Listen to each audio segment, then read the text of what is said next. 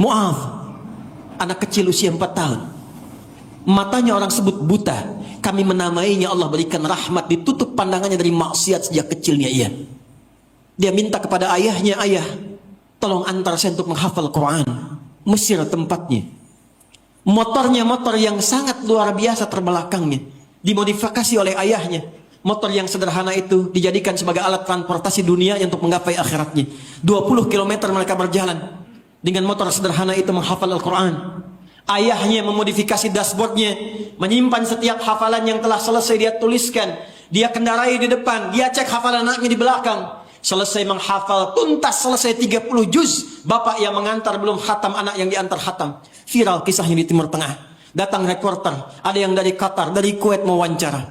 Karena suaranya yang bagus, kisahnya yang viral, ditanya, ya Mu'adz, kalau engkau diperkenankan untuk berdoa dan dikabulkan oleh Allah saat ini, dikabulkan oleh Allah saat ini, apa yang kau mintakan di hadapan Allah?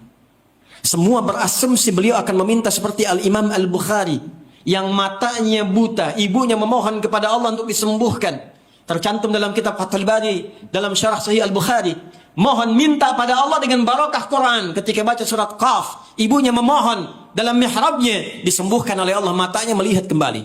Dikira akan memohon demikian, tapi jawaban Mu'adz, perhatikan kalimatnya, wallahi, jika aku diperkenankan untuk bermohon dan dikabulkan oleh Allah, aku akan memohon kepada Allah dan merasakan ketika dihisab sendirian.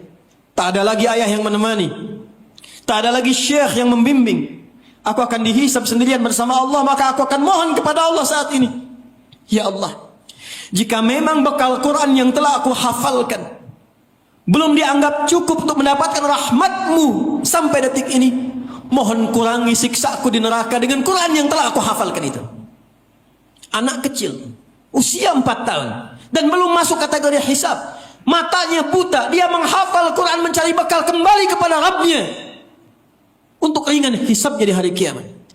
Anda sampai hari ini diberikan 40 tahun, 50 tahun, 60 tahun, dunia sukses, kendaraan bagus, motor luar biasa, mobilnya luar biasa, rumah mewah, kerja ada AC-nya, sekolahnya begitu luar biasa, akses semua bisa didapatkan, handphonenya bisa digunakan untuk merekam, dengan usia dan fasilitas yang luar biasa, sampai detik ini masih belum punya waktu untuk sekedar membaca Al-Quran. Bagaimana bekalnya untuk dibawa pulang? Maka Allah ingatkan dalam setiap Jumat, fas'au ila dzikrillah, sadar kita tidak akan selamanya, kita akan kembali. Apa bekal yang telah disiapkan? Pakaian inikah yang akan dibawa ke alam kubur? Kalla, tidak.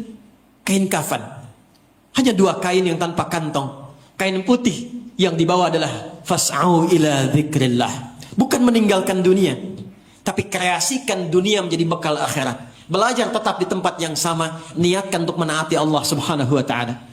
Bekerja tetap di tempat yang sama, niatkan untuk menaati Allah Subhanahu wa taala.